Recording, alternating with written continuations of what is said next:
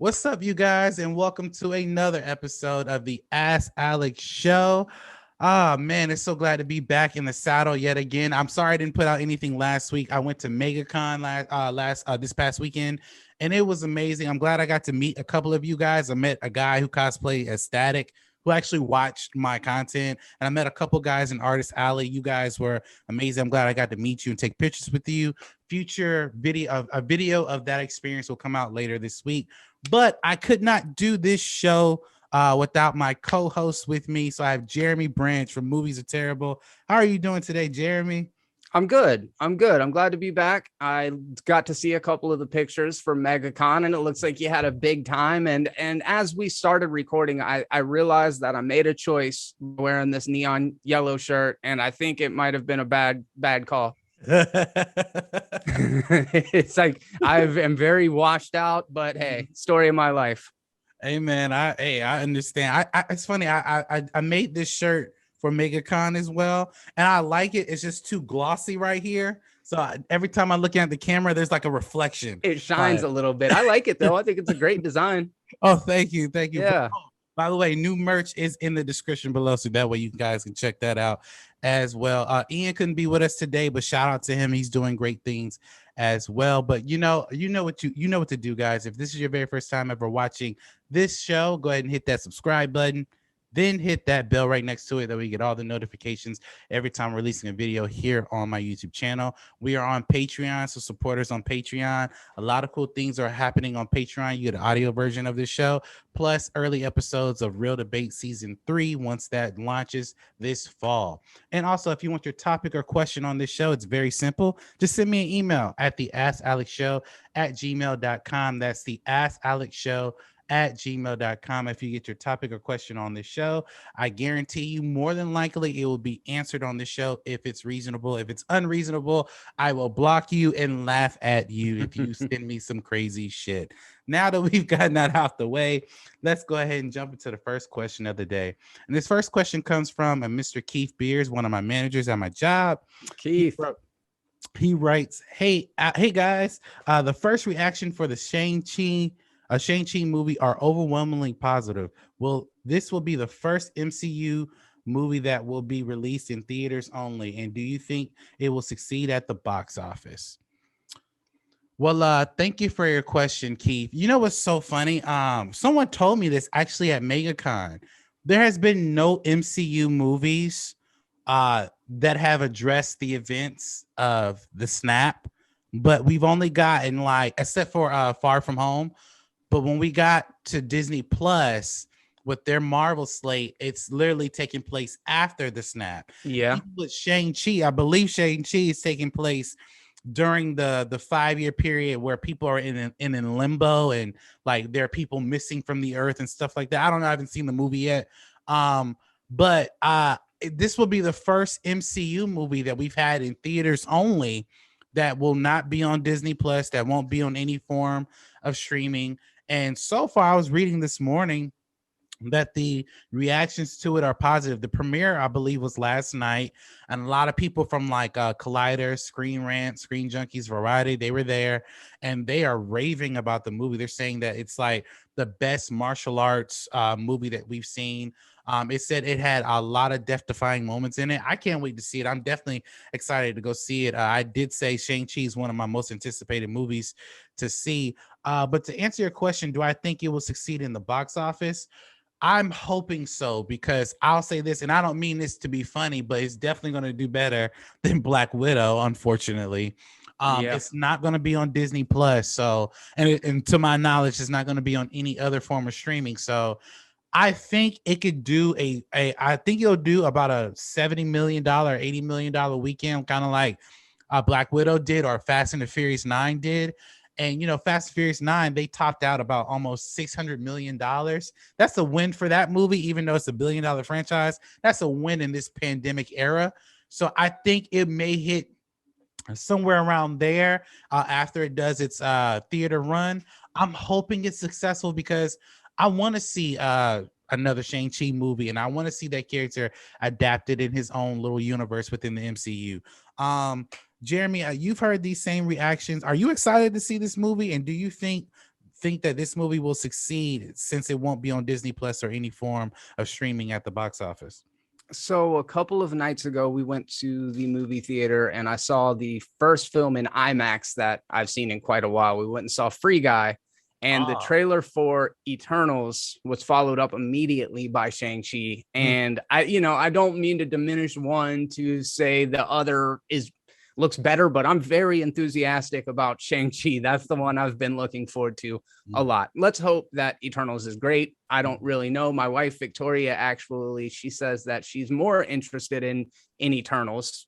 Granted, she's not so much into the action stuff, and Shang-Chi's trailer leans very heavily into the martial arts and the wushu and the wire fu stuff that we haven't seen since Crouching Tiger, Hidden Dragon. So the fact that they're bringing Michelle Yeoh back into this kind of American audience martial arts movies, I think is great. Aquafina seems super funny in it. I love that shot of Abomination in the cage at the end, and I feel like you and I have discussed it before, Alex, but this feels like it could potentially be a better Mortal Kombat movie than Mortal Kombat. Yes. It looks like we're getting some tournament cage fighting stuff. It's Wong up against Abomination, and then Shang-Chi steps in and goes against Abomination. I feel like he's almost like the Goro character. So I'm very excited about this. I think that it looks like it's got a lot of potential. I love the song choice. I need to figure out what that song is from the trailer because it slaps. It's super good. And I really like that since Black Panther, they've really not shied away from putting hip hop into the actual movie trailers. Like I like that a lot. So as to the more direct question of will it be a success or a failure, these days I don't even know what that is anymore. I used to know what a good opening weekend was and what a movie on this scale would hope to accomplish to be considered a success. But in the midst of the pandemic and coming out of the pandemic and now potentially going back into some sort of lockdown, it's just very hard to, like, I feel like everything that we knew as, film pundits, people who are nerds that keep up with this stuff, like there's very little value in that knowledge right now because I don't know what they would consider a success. Is it going to make as much money as, like you said, Black Widow? Yeah, it's going to destroy Black Widow. Is it going to make as much money as Spider-Man Far From Home pre-pandemic? No way. So, I'm very curious to see how it ends up coming out in the end, but because they're not putting it on streaming, I have a feeling it's going to do much better than Black Widow. Yeah, with Disney, unfortunately, they kind of shot themselves in the foot with that, putting it on Premier Access. And like I said, I won't say that Premier Access is a scam because of, legal reasons. It's definitely not a scam. It's a very legitimate business. But I think that anybody with a brain that's going to spend $30 on on a premium access that's going to go away and then come back later on Disney Plus, even though you're paying for Disney Plus monthly. I mean, that I don't see the value in that. I know that they've made some money off of it, but after that, like I said, someone's actually live streamed the Black Widow movie on Facebook. Like what? Yeah, like, so now people who haven't seen the movie, you can just go to somebody's page and watch them live stream the actual movie from their Disney Plus account. And that's where they have shot themselves in the foot. It's now openly free. So once it gets off Disney Plus, which will be about another couple weeks or so, people can still watch it on like different various sites. And that's the thing. And I don't think Shang-Chi will have that problem given the fact it'll be in the theaters. But what do you guys think? Do you think that Shang-Chi will be a success in the box office? What do you think about this being the first MCU movie to be released to theaters only? Let's jump into the comment section below and let us know your thoughts. And we have a very interesting question from Miss Iris Peoples that she sent to me last week that I wanted to address, but I was getting ready for MegaCon. But she sent me this. She said, "Hey guys, so the Suicide Squad movie was probably the best comic book movie I've seen since the pandemic." I agree with those sentiments to a degree. My question is, why did it fail at the box office? I'm hearing it's because Will Smith was not in the sequel, and that was a factor why it didn't go well at the box office. Well, thank you for your question, Iris. And before I continue, John Campy, if you're in the live chat, I would love to know your thoughts since you were in the live chat not last week, but the week before. Oh But man, John Campia, if you were in the chat, say what's up, man. hey That's man, so cool. we do appreciate you watching our show. I know for a fact I'm not as big as all these other YouTubers, but the fact that you were in our live chat, that was freaking amazing. That's But cool. to answer the question, why with that movie being so good, let me just say I enjoyed the Suicide Squad. I mean, they were balls to the walls. You can definitely see that Warner Brothers gave James Gunn a roadmap and said, just go. And you know what they did better in the first movie? They eradicated most of the characters who were in the first movie in this movie, like Captain Boomerang dead. like Yeah. a lot Rick Flag, the leader, dead. He's not coming back. Like they essentially addressed the first movie by killing off some of those characters and continuing with this new lineup.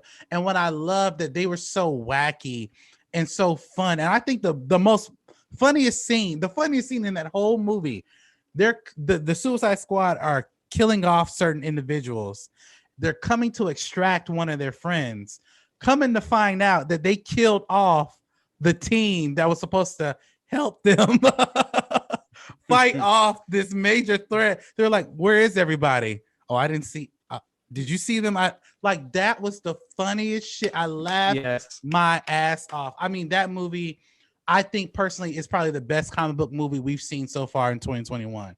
Now, with that being said, to answer your question, is that the reason why it fell at the box office? Is Will Smith not being in the sequel? Well, let me just state this. Well, one, Will Smith is a great actor. He's one of my favorite actors.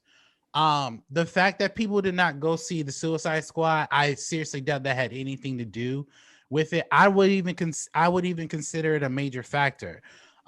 Speaking of Campy, he did say that that could be a potential factor because it's a lot of unknown characters that people don't know anything about. Well, I could argue the first movie was the very same thing. It's a lot of unknown characters that if you didn't read DC comic books, the Suicide Squad is essentially all Batman villains for the most part. That's what they are. They're all like, if the first movie, Katana, Deadshot, Killer Croc, Harley Quinn, all of those are Batman villains. Yeah. The only ones who are not are like Rick Flag and like Captain Boomerang. Those are Flash villains. So like, if you didn't read those comic books, you didn't know. So I wouldn't necessarily say that was a major factor. What the reason why it failed is, in my opinion, three things: the pandemic, um, HBO Max, and HBO Max, and the fact it was rated R. Listen, when you make something rated R, the Deadpool kind of struggled with this, even though it made a lot of money.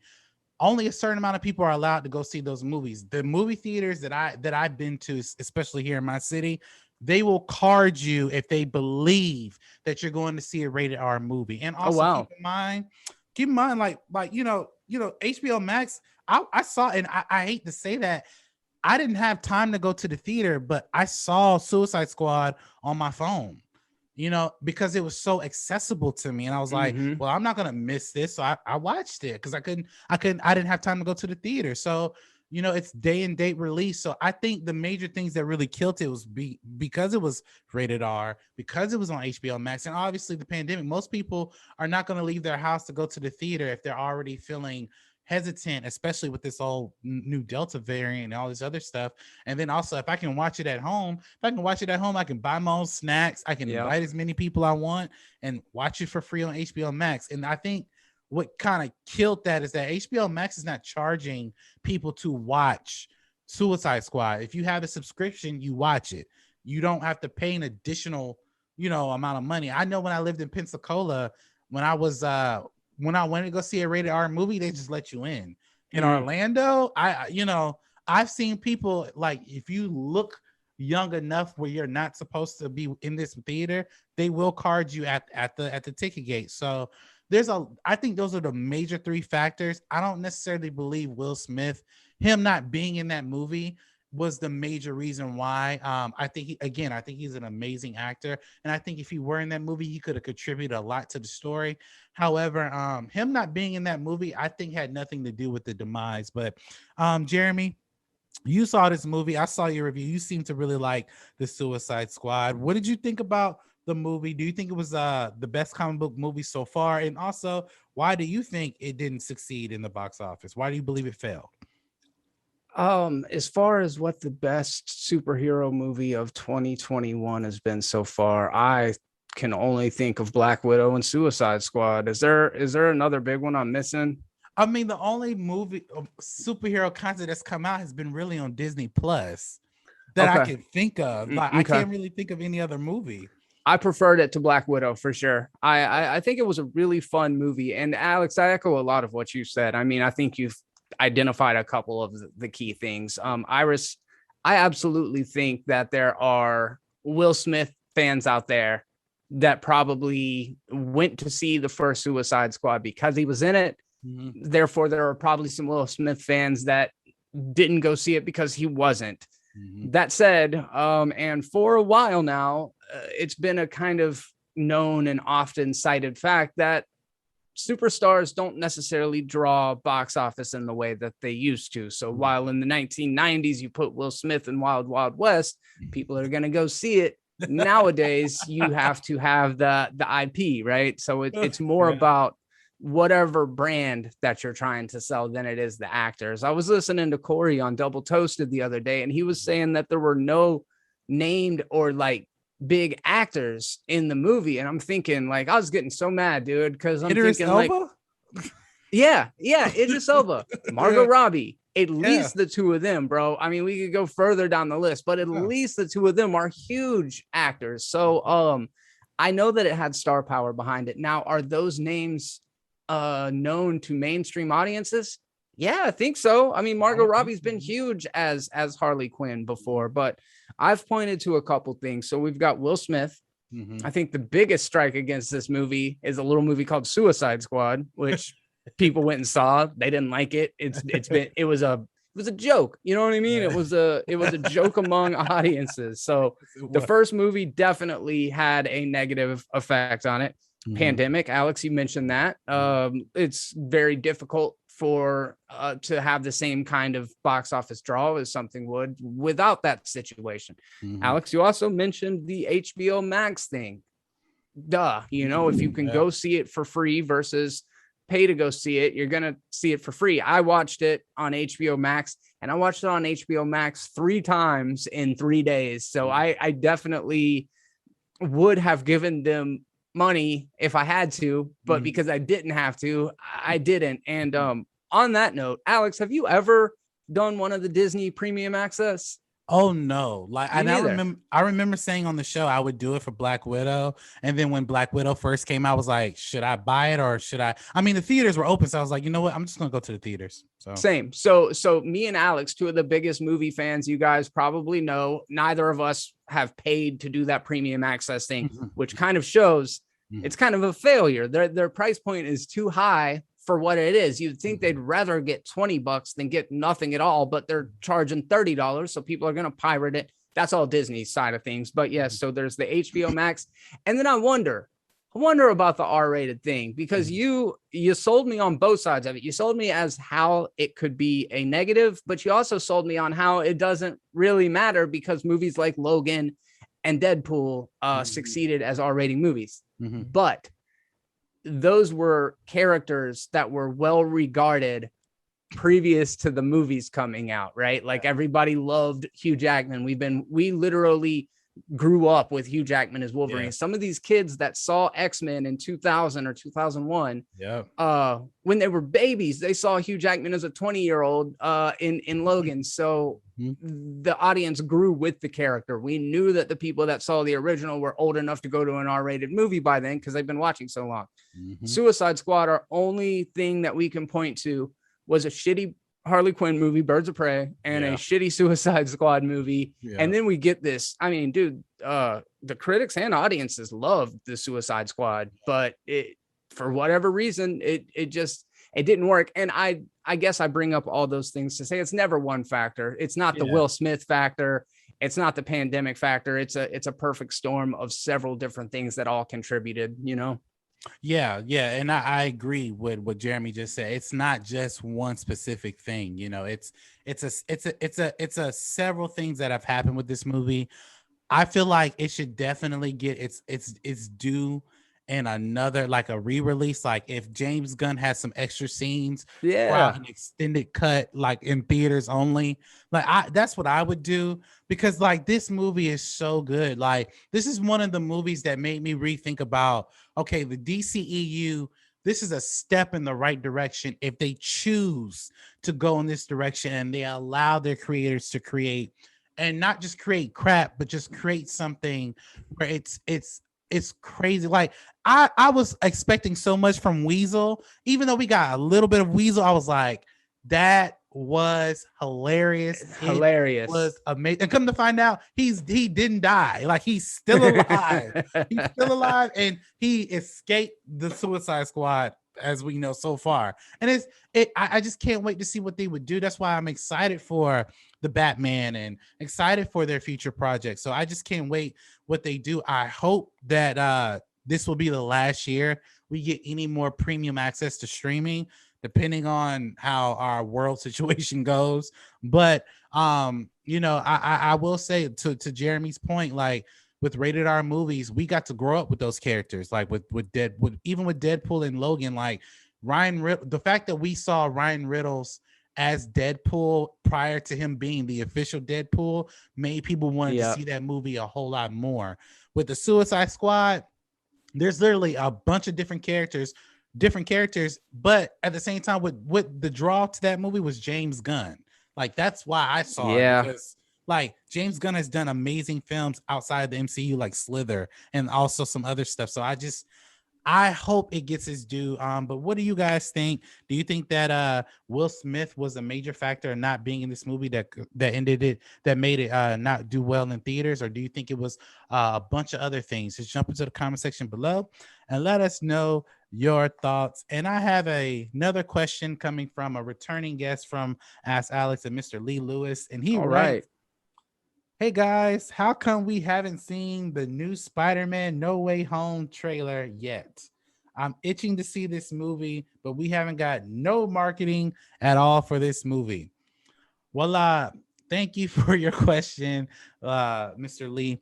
I'm gonna be honest with you. The reason why we haven't seen a trailer yet is because Sony's too busy marketing Venom. That's why. I mean, like they're not, and then also this movie, like Shang-Chi comes out, I believe, in 2.5 weeks. So there's Shang-Chi, and I think Eternals, and then I think Spider-Man's last on that list.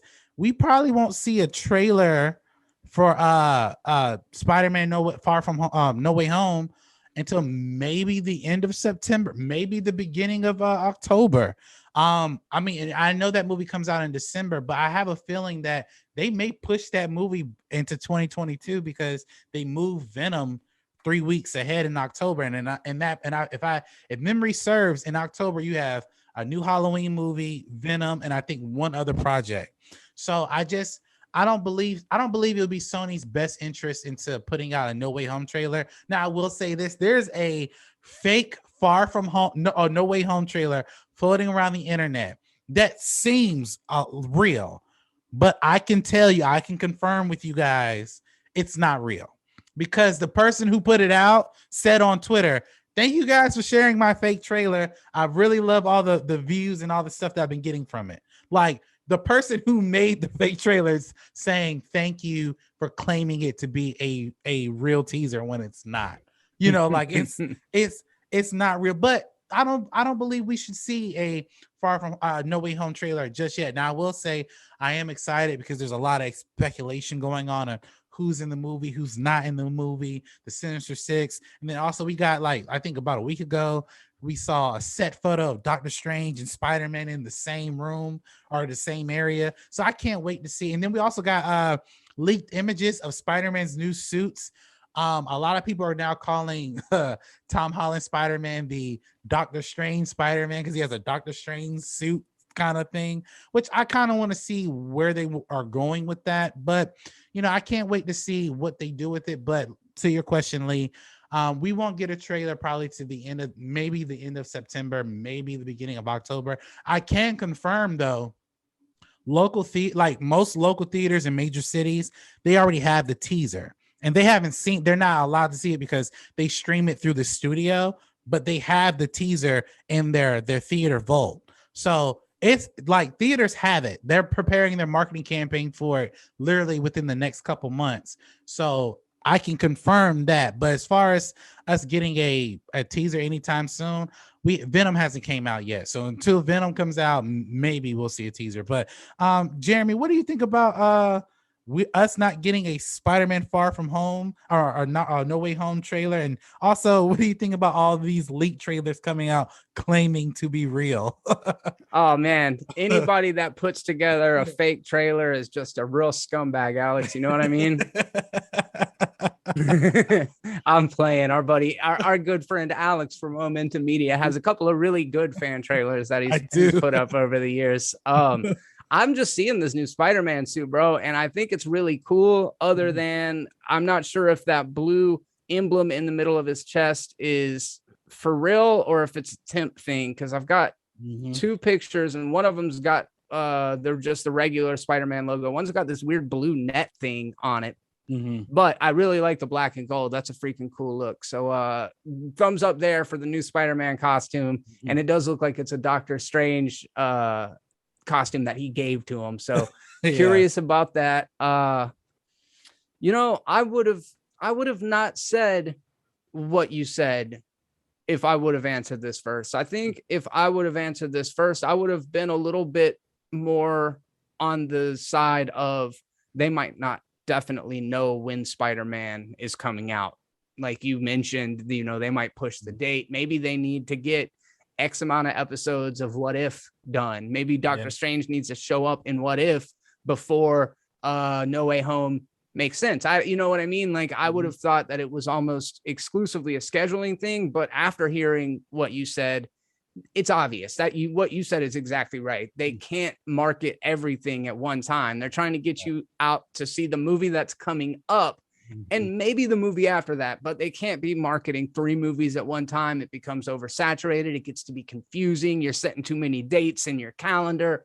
So they've got to, market the projects that are on the horizon versus the ones that are on down the road. I feel like we've seen this with Star Wars. And that's the one example I can think of where you've got the main Star Wars sequel trilogy, and then you've got the movies coming out between it. And it's like Solo's on the horizon, but then we know The Last Jedi is coming out right afterwards, but they're not going to show you the thing again that's further on down the road. I might have mixed up the movie release schedule, but you get my point. They're just they're so stacked together. You've got to just make sure that audiences are looking forward to one thing at a time. Now, this thing with the Eternals and Shang-Chi, I've never seen anything like that, bro, where literally I went to see Free Guy and they were back-to-back trailers for Marvel movies that are all coming out within this tiny little span. They just couldn't have thrown anything else on top of that. That's already a lot as it is. So I think you're 100% right, Alex. Oh, yeah. And to Jeremy's point, I've never seen anything like that. Like I remember when they were marketing Captain Marvel, and a lot of people were like, "Where's Avengers Endgame? Where's Avengers Endgame?" They're not going to put out an Avengers Endgame trailer while Captain Marvel's being marketed right now. That's right. That would make no sense. And Captain Marvel didn't even hit theaters yet. I remember it like it was yesterday. There were screenshots of scenes of Endgame, and people were like, "Just release a trailer."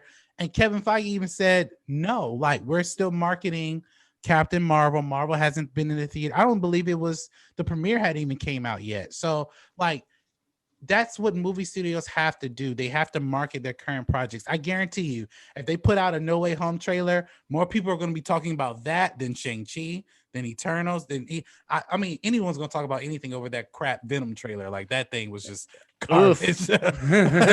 Like they'll talk about Snake Eyes before they talk about Venom. I mean, God. So But wait, bro, is that the deal? Is that they put out the Spider-Man trailer in Shang-Chi? No, like, so from what I heard, that they were supposed to, we're going to get a Spider-Man No Way Home trailer released from one Marvel movie, like from an upcoming Marvel movie. But I doubt it's Shang-Chi, because Shang-Chi comes out in 2 weeks. I doubt it's that. Now I do think it probably might be Eternals, because Eternals comes out, I believe, in either October or November. Okay, that would actually make more sense. I got you. Yeah, because like I think if we will get a trailer right around the October November thing, because if they don't delay the movie, No Way Home is supposed to come out this year in December, and I'm excited for it. But I don't expect a trailer anytime soon. And it's funny, I did have somebody ask me this: will we see Tobey Maguire, Andrew Garfield in the trailer? If I'm marketing a movie, I wouldn't put them in there. Nope. I would save that for later. But then again, we don't know if they're in the movie or not. So I do think they are in the movie in some way, shape, or form. But I don't, I wouldn't put that in the trailer. Not me. I would build up hype to that, depending on what their roles are in that. Okay, so look, we've got Eternals on November 5th, Spider-Man right now on December 17th, and then Shang-Chi at the beginning of September.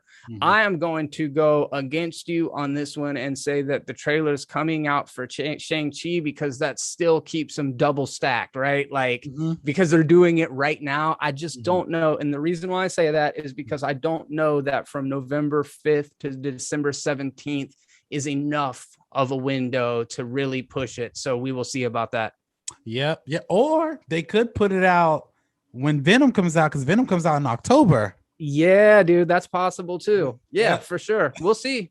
Well, I mean, we'll see. I mean, it could definitely lay out in somewhere around there. But Jeremy's right. Now that he laid out the dates, the earliest I believe it will probably be with Shang-Chi.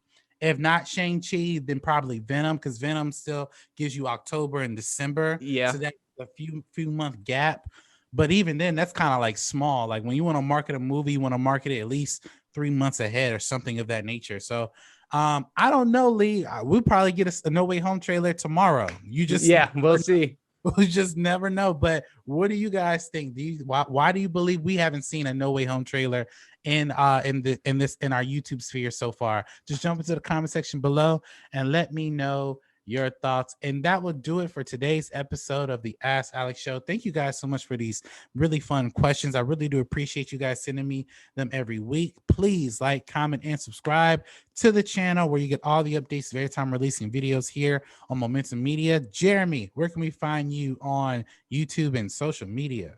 We did get some great questions today, y'all. Thank you very much for sending those in. Make sure to keep them coming, keep them interesting, and we'll continue to have fun answering them. If you want to check out Movies Are Terrible on YouTube, go ahead, be my guest. And if you want to see me on social media, it's Jeremy B. Terrible on Twitter and Instagram. Awesome. And you can also find Ian at The Controversy on YouTube, and also you can find his social media listed under his YouTube. I believe it's I_controversy for Twitter and Instagram as well. But you know where to find us here on Momentum Media, all across social media. You can follow me on different social medias, and also follow us on Patreon if you want to support us on that level as well. Patreon.com/Momentum Media. Thank you guys so much for watching this video. And as always, you guys, you have a blessed day.